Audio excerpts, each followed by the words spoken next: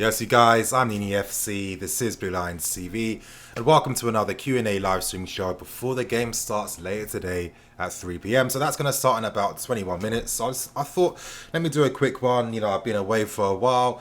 Oh yeah, it's been peak. You know, I've had to take some time off, you guys. Some things I need to handle. My health too. I've been a bit ill recently as well. It's kind of peak, you know. But yeah, I need to just, as we say in London, I need to pattern up basically. You know, I need to just just focus on my health a bit and get a bit more healthier. So yeah, you guys, great to see all you guys here again. Yeah, I miss all you guys as well. My score prediction, I've gone for a 3-0 score prediction. I'm feeling confident. I think that against Newcastle, they're a team where they really rely on confidence. Like, they're such a weird team, you know. If Newcastle are still in the game, then it's like their performance improves and they get much better. But if they're out the game really early, they give up. So yeah, it's one of those games where we need to be on point regardless. If we can get those early goals, things are going to look good, you guys. So let's go straight into the lineup. Where's that lineup? Oops. Over here, as we can see, the T lineup for today: Kepa in goal, Aspi, Tomori, Zuma, and Alonso. You know, as I've been saying, Tomori and Zuma, that looks like the best. It's hard to say best partnership because personally, I feel like all four of our defenders are quite good. You know, they all complement the system. They complement using a high line defensive line as well. And they can all move the ball and play out as well. So I don't think there's any defender who's like much better than the rest. I think they're all quite similar in their level. So it makes things really interesting from a competition point of view. But anyway, Marcos Alonso continues. And, you know, Alonso, as I said, you know, Lampard is really getting the best out of him. He knows that Alonso isn't going to be the fullback that's going to bomb down, you know, do all these overlaps, has great pace to burn. That's not his game. And I think that the reason why Alonso is looking so confident, and, you know, he's given me a lot of confidence now, which has never really happened, you know. I feel like most people aren't going to get past Alonso right now. So let's hope that he continues that form. And of course, in midfield, the big one, you guys, Ross Barkley and Jorginho in midfield. Now, it's quite clear that Kante, Lampard's not going to take no more risks. And I think the reason why Barkley is playing, it's not the first time Lampard's done something similar. Barkley is playing because against Newcastle, Lampard wants goals. And he feels that with Barkley in the midfield, he's more likely to get a goal compared to Cover, which is the case. Of course, you know, you do miss out on Cover's ability to help us, you know, play out from the back, you know, beat the press in the middle and, you know, progress the ball upfield. You do miss that. But with how Newcastle are going to play, and I know that some of you guys are geeks like me, so like you like to look at your opponents and their previous games. And if you guys did that, you'd have seen the games that Newcastle played against teams like Tottenham, United, etc. And when I'm telling you that Newcastle had less than like 20% possession or 25% possession in these games, it tells you everything you need to know about how they're going to compete in today's games. So these guys are going to be defensive from the start. They're going to be in their own half most of the time, looking to get us in the counter-attack. So from that point of view, I can see why Ross Barkley is in the team, because ideally Lampard's thinking, if I can get those goals in the first half, if I can get them, that means that we can control the game in the second half. And, you know, it's not the first time Lampard's done something like this, and I'm okay with it. You know, Barkley, you know, performed well for England recently. You guys know my opinions on the player. I'm still hoping that at least he can be decent. That's all I want today. Be decent. And on that note, you guys, we move on to the attack. Willian, Mason Mount and Hudson-Odoi.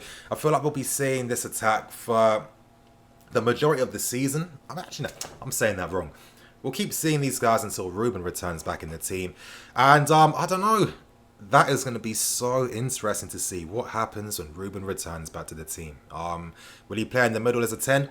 I don't think so. Ruben is not a 10. I don't want him wasting his time even trying to learn how to play as a 10. It's not his game. You know, he's a box-to-box guy, attacking from deep, facing the goal. We'll see what happens there. But as I'm saying, you know, getting back to things, Hudson-Odoi starting as well. I mean, that's just going to be something we have to get used to throughout this season. Hudson with his ridiculous goals that he scored for England and England under 21. Forgiving you guys. Let me get some water quickly. Like, my throat's getting kind of tight still. But yeah, 2 amazing goals scored for England under 21. And, you know, this is what Hudson-Odoi can bring to the team. Is he, should Pulisic be playing over him? Of course not. I don't think there's nothing wrong with saying that Callum is a better player than Pulisic. I don't think there's anything wrong with that. Hopefully, as the game goes on, we will see Pulisic coming on. I think that would be great for him to get, the odd 20 to 25 minutes per game. Hopefully, he can get his confidence back slowly. He can get used to the league. And hopefully, the games will be easier when he's coming on as a sub with more space to play and etc. etc. I mean, as we saw in the last game, you guys, that nice, sexy assist that he made for Mitchie, that's what I think will be the best way to treat Pulisic right now, so he can slowly acclimatise to things. But again, he showed us what he can provide, and hopefully as this game goes on, we'll see him play. I'm hoping that Reece is going to play, but I can understand why Aspie will be in the team for a while. Maybe realistically, we'll see James playing more in the second half of the season. I think he needs to acclimatise more and get used to things, but yeah, that's going to be very interesting to see. And on the bench, we're seeing Giroud and Michy Batshuayi. Yeah, two strikers on the bench. I'm guessing that it's going to be Michy. Maybe Giroud. Maybe Giroud might play. I mean, he scored for France again, and he's been unlucky. I don't think that Giroud's not playing in the team because he's worse compared to Michy or Tammy. Of course not. It's just tactical reasons, If Ruben was in the squad and he was fit, I think we'd see Giroud play a lot more because, of course, the target man holding the ball up for a box-to-box midfield player, it works. But yeah, you guys, on that note, I'm going to answer some of your questions now. I've gone through the lineup. Let me see what you guys are saying. So, Lewis, how you doing, man? Pulisic does not warrant playing right now. Willian's a better player at the moment. Yeah, I agree. It's football, It is what it is. Sean Davis, we don't have any centre-backs in the sub, but we do. We have Mark Gay. I'm terrible at pronouncing names. I need to fix something when it comes to that, you guys. But Steph and Robert, Nini, are you from Africa? I am part African. From Ghana. Shout out all my Ghanaian brothers out there. Nutriman. Yeah, he is a centre back. Eden Hazard. What price would be good for Chelsea to buy Jadon Sancho? Now, I'm sure you guys are like me, but I think that Sancho needs to be priority number one this summer. I just think that it makes so much sense. And as a fan base, every summer, there's always been that one big player where it's like, we go on this like ridiculous transfer saga, only for it to ultimately end in us not signing the player and us wasting our time. For once, I love to see us just get this deal done and sorted. It's not even like a secret. The club have been looking at Sancho. It's not a secret. It's out there. It's a known fact. Let's hope we secure the deal. Sancho and Hudson-Odoi. Come on, you guys. I mean, it's ridiculous. I don't care if he costs 100 million, 120, or 150. It doesn't matter. I think he's worth it, and I love to see him come and sign for us for next season. Diego Lazzo, when it comes to mods, listen, I'll be doing all that stuff properly, but yeah, not today, bro, because I'm going to be leaving soon. AR, it's good that Willian is starting. We need a leader role up front. I've been saying it time and time again, and I think Frank even said it. Willian's in the team, he's holding the ball, his defensive due diligence has been on point. And the reason why we're seeing a better Willian is because the guy has more freedom. Most times he's been forced to just play solely down the right-hand side. We know Willian. He's always at his best when he gets to, attack from deep and beat his man. And that's what he can do. He's back on form. He's back on point. Physically, he looks on point as well. I'm not angry with him being in the team.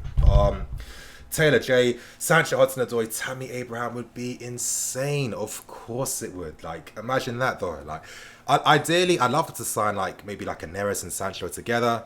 Hudson and that, and Pulisic. I think that would be a really good attack to have. And yeah, I think it's realistic to expect us to replace Pedro and Neres. But if we do that, it means that we have to sign two players. So I think a Neres and a Sancho, that sounds alright to me. But let's go on. Diego Mason fraud is overrated. Listen, no Mason slander here. I'm not having it. Josh Banks, my brother, how you doing, man? I'd play Kante and Ruben alongside each other. I agree so, man. And then play Mount as a 10 ahead. Well, of course, we've got to think of, anytime we look at teams, I've always thought that we need to assess how we're going to defend off the ball. That's always like a key thing, a key priority. And, it's so important in the modern game. Your defensive plan, your pressing shape, etc., etc. So sometimes certain players will get in the team of others because they add more to the team. And football is a team game at the end of the day. We're looking at Man United, they look like individuals to me, and you can see where that's going to take you. Absolutely nowhere. But thanks for that, man, and moving on. Khaled, how you doing, man? Don't you think we should play two strikers? I'm not too sure why, man. I don't think that would really do anything for us.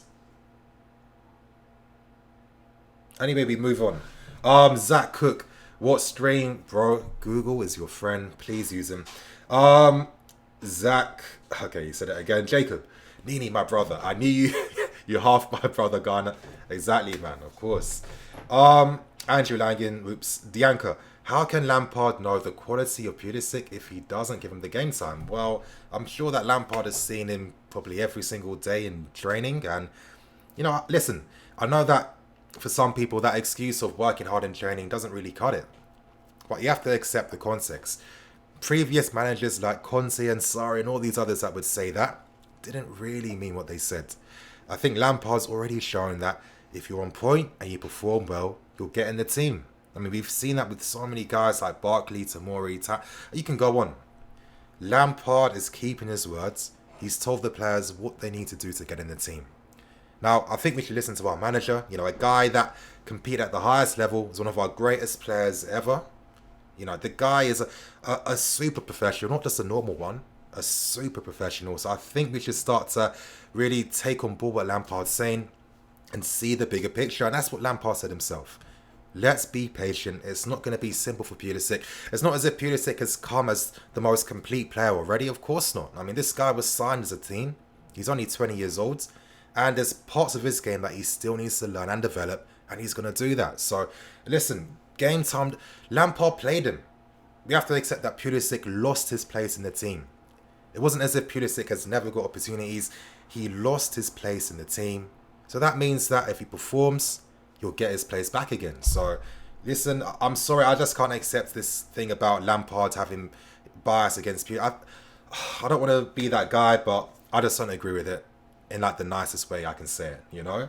But anyway, Matthew, how you doing, man? I really hope Barkley has a good game today. We all know he can be mediocre at times. I'm hoping so. I'm hoping he has a decent game. You know, for England, when he got those 2 goals, I mean, listen, with Barkley, his technical abilities, you can't doubt them. But I've always thought his mental attributes have been the bottleneck because it's like he doesn't know how to best utilize his skill set. And I think what Ross really needed was a good manager to really coach him when he was really young. And if he was lucky enough to have had that, I think things would be completely different for him. But again, you know, we want to win the game, so let's hope that every player playing is on point. You guys, it's 52. I'm going to be leaving here in the next 5 minutes. As I said, if anyone wants any questions, prioritize super chats for that, but it's not that deep. Okay, Joannet, how you doing, man? I'm striking to see Mount and Ruben in the same lineup. If you don't see it as well, Nini, tell me who you prefer. I love Mount, but RLC, Jorginho and Kante in a 4-3-3. That's a possibility. I've also thought that maybe we'd see Mount and Hudson-Odoi playing as the attacking guys behind guys like Ruben. In front of guys like Ruben, Kante and Jorginho. You know, with Ruben and his ability to break the lines and move forwards, in that sense, we'll turn into a 4-2-3-1 type of team. And I think that's maybe how we might develop as the season goes on, because with Mason Mount and his ability to, pick great pockets of space every single time. I mean, honestly, he makes our attacking play so fluid because it's in his instinct to always move and find these right areas. He doesn't stop. He's not lazy. And, this is what I mean by great coaching. He made the best decision to go to Derby last season and work under Frank, and it seems like Frank's professionalism has rubbed off on Mason, and he's come back with an even better and stronger mentality. So, I think with a guy like this in the team, you can get away with not having a winger, especially if you've got a Ruben bombing forward with guys like, hopefully Emerson coming back and Reece playing as fullbacks as well. Because I think one that I realised when I was just, doing my normal geeky stuff is that we're not really crossing the ball as much. And that does make a lot of sense. Lampard knows that we don't necessarily have that quality. But when you're looking at teams like Man City and Liverpool, they're playing more than 50 crosses more. They played more than 50 crosses more than us this season, which is a lot. you know. And when you see the assists that their fullbacks have gotten so far this season from both teams, it really tells you that there's still a lot more work that we need to do. And it reminds me too that this is the first year of the project, you know. Next season we'll get stronger, we'll get better, and it's nice to know where we can still improve and become stronger as a team. And I feel confident that with these groups of players, with the right investments for next summer as well, it's exciting, you guys. It's exciting. I can't even lie. It's proper exciting. But we go on. Gustav, how you doing, man? Don't you think Reece should start over Aspie? Ideally, I would, but you know what? Sometimes for me, I like to see it from the manager's perspective. That's how you get the best context. That's how you understand what's happening at the moment. And listen, I think we've got to be realistic. We can't just rush back a guy like Reece straight back into the team. Here's how I see it. These guys haven't really had a pre-season. So I understand that maybe it's going to take them a lot longer to get back in. Listen, with Callum, I think he recovered a bit quicker. And he's feeling really fit and sharp. So, of course, he can play. But with Reece and with how we have our back four, you know, you can't just throw in a random guy and expect him to just acclimatise instantly. So, I feel confident that we'll see Reece in the team not too long from now.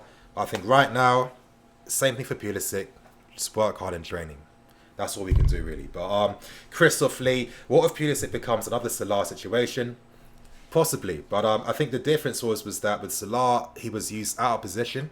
Mourinho was using him as like a defensive winger instead of a guy that you play close to the striker. So that was already like a massive L, and it was like, you know, I've seen Salah before for Basel, only in the European games. You know, I'd seen him play.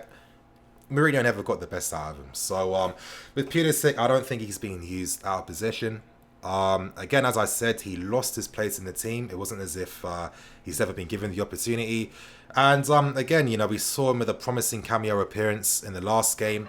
If he can continue, you know, if he can continue with that form, coming on for the next 20 minutes per game, that'll be good.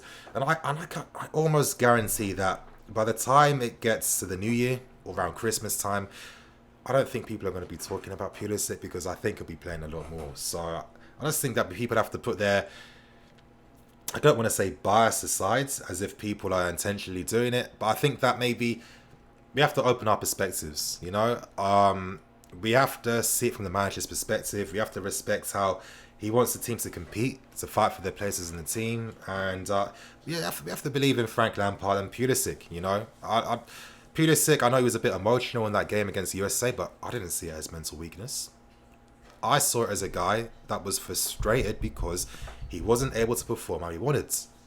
Now, only good players, only players that have that mental drive are going to get upset over situations like that. Listen, if Pulisic came off and he didn't react at all and he didn't care or he went straight down the tunnel, that says a lot more about his mental weakness compared to him showing his frustration. And that told me immediately that I think we're safe with Pulisic. Give the kids some time and it'll be good in the end. But you man, on that note, I'm going to leave the lineup here in case no one's seen it yet. I'm going to be on for literally 1 more minute and then I'm going to keep things moving. But I'll answer as many questions as possible. Nini, what troublemaker would you rather, Usman or Neymar? Troublemaker, yeah? Oh, it's hard. Usman, listen, he's been good for me on FIFA 20. I like to see how he does play. You know what I mean? But it's a hard one. It's a hard one. Oh, it's a hard one. I'll probably go for Usman, you know? I'll go for Dembele. Even though Neymar is a better player, I just want Callum to be playing down the left-hand side. I'm not going to lie. Astonishing. Thoughts on Cover not starting the last 5 games? Again, you were playing against a Newcastle team that will play with 18% possession if they have to. So I think Lampard wants goals. When you get goals, it means that Newcastle won't be forced to just defend deep. So I think that we'll see Cover come on as the game goes on. Femi, what's with this attitude about Pulisic? Why should he just be given an opportunity? Man's obviously not good enough to get people. I mean, at this moment in time. But, you know, let's have some faith in the guy. And you guys, you know what? I need to wrap things up, you know. I need to wrap things up. Start getting this game ready on my... get the tab ready with the game on. And yeah, you guys will see me later with the player ratings video and the match review for later. I'm a Pete Things with you guys. Thank you for watching. Please like, comment, and subscribe. I'm NEFC. This is Blue Line CV. See you guys in a bit.